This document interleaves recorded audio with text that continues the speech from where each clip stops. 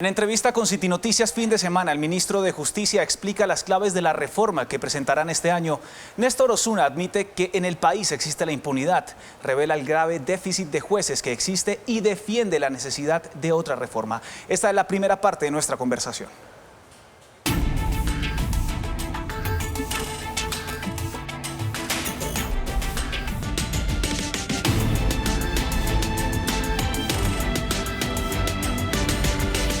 Ministro de Justicia, gracias por este espacio con City TV. Mucho gusto, aquí a su disposición. Ministro, acabo de ver sobre su escritorio un mamotreto de hojas que hablan de reforma a la justicia. Ustedes planean presentarla en este 2024. ¿A qué le apunta esta reforma? La principal idea de la reforma es que haya más justicia, es decir, una justicia más robusta, con más servicios para la ciudadanía, más ágil. Tiene también que ser una justicia fuerte, una justicia en la que los jueces deciden, las sentencias se tienen que cumplir. Creo realmente que la sociedad clama por eso, por una justicia no solo más rápida, sino también que haya mecanismos suficientes para cumplirla. Ministro, la ciudadanía tiene la sensación de que hay impunidad en el país, y eso genera un círculo de yo no denuncio porque no va a pasar nada y cuando lo hago el trámite es engorroso, es demorado. ¿Cómo combatir eso y cómo esta reforma le apunta también a eso? Mire, desde varios puntos de vista le apuntamos, admitiendo que esa sensación tiene fundamento. Hay un alto índice de impunidad. Venga, le doy un dato. Del año 91, cuando comenzó a regir la Constitución, al día de hoy, la demanda de los ciudadanos por justicia ha aumentado en alrededor de un 400% y la oferta de justicia en un 30%. Claro, se nos quedó muy pequeña. Entonces, también para combatir la impunidad, por supuesto que necesitamos más jueces, más fiscales, más despachos judiciales y en todo eso estamos pensando en la reforma. ¿Qué otra acción propone esta reforma puntualmente que la gente pueda sentir y que diga es que la reforma va a apuntarle a cambiar tal cosa? ¿Qué cambia? Hacer mucha más justicia virtual. Tenemos que lograr que para que una persona acceda a un servicio de justicia lo haga tan fácil como hoy en día accede a la plataforma de un banco o accede a comprar, a hacer comercio desde su tableta, desde su computador o desde su teléfono. Otro componente que ustedes plantean en esta reforma es que a algunas poblaciones haya un trato diferente. ¿Esto qué significa? Que va a haber jueces especializados, investigación especializada.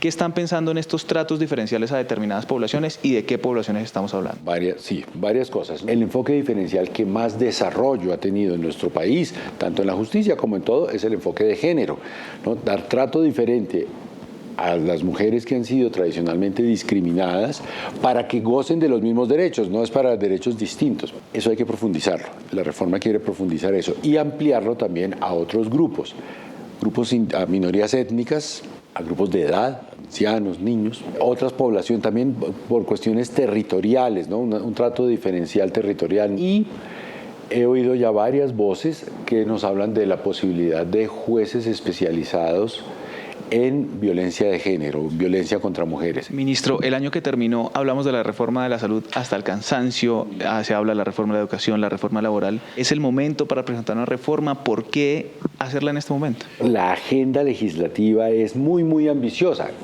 que es lo lógico en un gobierno de cambio. Ojalá que todas esas reformas lleguen a cristalizar. Si alguna no, pues bueno, eso no hace que no valga la pena intentarlo y volverlo a intentar y seguir intentándolo. Pues a esas reformas que usted mencionaba, en este año habrá que agregar las reformas a la justicia, que comenzaremos a presentar. El gobierno ha creado una comisión de estudios para la reforma de la justicia, de expertos, una comisión que hemos querido que sea plural, es decir, va a haber una suficiente deliberación, suficiente información. Sin ningún afán. Sin prisa, pero sin pausa. Primicia, City Noticias fin de semana. El Ministerio de Justicia tiene listo el protocolo para restringir el consumo de drogas en las ciudades. Las autoridades locales serán las encargadas de determinar en qué zonas estará prohibido. Además, Néstor Osuna cuenta detalles de su encuentro con el alcalde Galán. Esta es la segunda parte de nuestra conversación.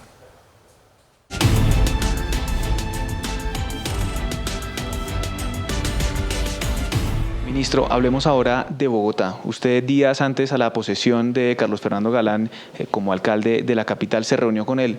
¿De qué hablaron?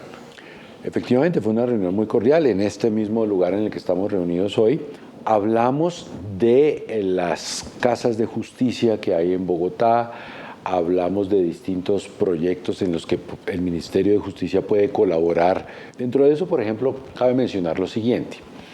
El distrito tiene de tiempo atrás el interés de construir una segunda cárcel distrital. Bueno, en eso avanzamos, ya estando yo como ministro, se protocolizó la cesión a título gratuito, es decir, la donación por parte del Ministerio de Justicia al distrito son 3.7 hectáreas de terreno en el mismo complejo donde está la Picota, para que allí el distrito construya esa segunda cárcel distrital. Ministro, usted me habla del tema de las cárceles. Hay una preocupación recientemente que se ha incrementado con el tema de la extorsión desde las cárceles. ¿Cómo están trabajando en ese sentido?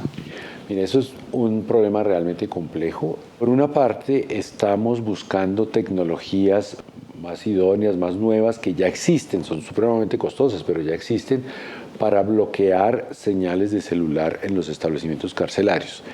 Como eso ha sido, por la tecnología, por distintos factores, ha sido difícil, estamos combinándolo con otras medidas de traslado de personas de unas cárceles a otras, traslado de guardias, en fin, estamos encima para que eso no ocurra. Ministro, hablemos del decreto que derogó la sanción al porte de la dosis mínima, que causó bastante controversia en el país, pero para ustedes eso fue un gran paso.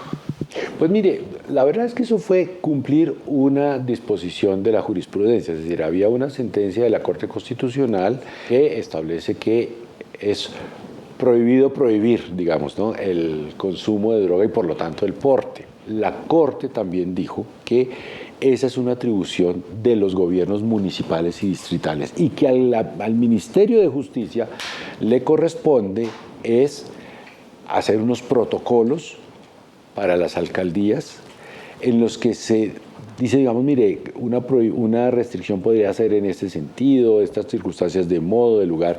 Ese protocolo lo tenemos listo. Ministro, adelántenos algo de ese protocolo. ¿Qué dicen esos lineamientos? Por ejemplo, que los alcaldes o los gobiernos municipales, si lo quieren consultar con los consejos municipales, pues tal vez mejor, podrían tener en cuenta los horarios en los que usualmente hay, por ejemplo, niños y niñas en los parques.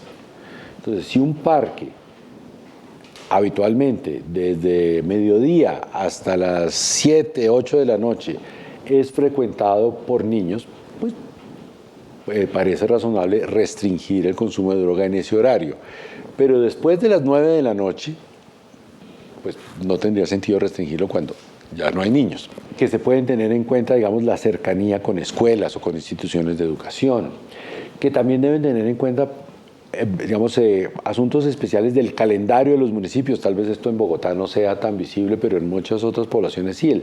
Las ferias patronales, las fiestas, para decir, bueno, entonces en las fiestas, en tales lugares sí, en tales lugares no, o un día sí, un día no, en fin. Cada alcalde decidirá y ahí lo que hay es como esos criterios de interpretación de cómo lograr un equilibrio que yo sé que es delicado entre algo que no se puede prohibir absolutamente, pero sí se puede restringir. Según lo dicho por el ministro, las alcaldías y consejos municipales definirán en qué horarios, días y lugares estará prohibido el consumo. En el resto no existe ninguna restricción. En la última parte de nuestra conversación, Néstor Osuna responde a la polémica y defiende el cambio en la política de drogas del gobierno de Gustavo Petro. Una señora que escuche esto en un barrio de Bogotá va a decir, entonces se nos va a convertir el barrio en un lugar de consumo porque aquí no hay ninguna escuela cerca o porque en este parque no hay ninguna escuela cerca. ¿Qué decirle? Y eso suscita preocupación y suscita controversia este tipo de... Pues mire, lo primero que habría que decirle es que eso ya es así, ¿no? O sea, que el consumo de droga está permitido en la vía pública. Lo que está prohibido es el comercio de droga. Que esta regulación va incluso a darle esa certeza de que si ella no quiere ver, no quiere estar donde se esté consumiendo drogas, pues ya va a saber, mire, en este parque después de las 10 de la noche está permitido el consumo, pero antes de las 10 no. Entonces puede decir, mire, ese no lo uso, o en fin, pensemos como el consumo de tabaco o como el consumo de licor. Sí, es algo que está ahí, a uno puede no gustarle, uno no fuma o no bebe y lo ve y pues la calle es para todos. Ministro, con este ejemplo que usted pone, por ejemplo, del consumo de cigarrillo, pues existen áreas de no fumadores, exacto, restaurantes en los que pues exacto, lo mismo se podrá establecer con las drogas. Aquí no se puede fumar o no se puede consumir drogas. o aquí solo en tal horario. El resto de lugares está permitido. Ministro, ¿y cómo esto va a repercutir en la política de drogas, en la política de investigación al tráfico? ¿Cómo esto se va a articular con esa política pues para dar con las personas que los venden, que los comercializan, que lo exportan? Pues mire, creo que es una medida que nos va a ayudar mucho. Por una parte, para establecer un enfoque de salud pública, porque donde está permitido el consumo, la autoridad puede llegar y no es la autoridad de policía, es la autoridad de salud. ¿Cómo actúa? Con médicos, con enfermeros, con terapeutas, no necesariamente con policía. Para enfrentar el comercio que sigue estando prohibido y seguirá estando prohibido, nos permite enfocar las actividades de la policía, las actividades de inteligencia en eso, y no enfocar las actividades de policía en los consumidores. Más pequeño. Entonces digamos que por todo lado yo creo que la medida es buena. Yo sé que es controversial, pero que recuerden que todo lo que se había ensayado antes no ha funcionado. Hace un par de meses salió el resultado de la encuesta de un estudio sobre hábitos de consumo de sustancias psicoactivas en población escolar. Lo único que ha disminuido es el consumo de tabaco. Y fíjense que el consumo de tabaco no está prohibido. Es esa estrategia de que aquí no se puede fumar, de que mire que esto es malo para la salud, de mire que esto deteriora. Esa estrategia de cantaleta, si me lo permite, parece ser mucho más efectiva. Quiere decir, ministro, que debiera acompañar una política de educación, eso que usted llama cantaleta, es de educación hacia los menores, hacia los jóvenes que pueden... Y de muchísima información. Si todas las personas tienen información completa de cuáles son los riesgos, cuáles son los efectos, qué es lo de la adicción, pueden tomar decisiones más sensatas. Sin duda la decisión más sensata es no consumir. Pero si a pesar de eso deciden consumir, pues eso, no es lo mismo tomarse una cerveza que una botella de aguardiente. No es lo mismo fumarse un cigarrillo de marihuana que inyectarse una dosis de heroína. Señor Ministro de Justicia, gracias por este espacio con City TV. Con mayor gusto, aquí estaremos todo el año, bueno, hasta que el presidente lo disponga, pero siempre a disposición de ustedes. Gracias, ministro.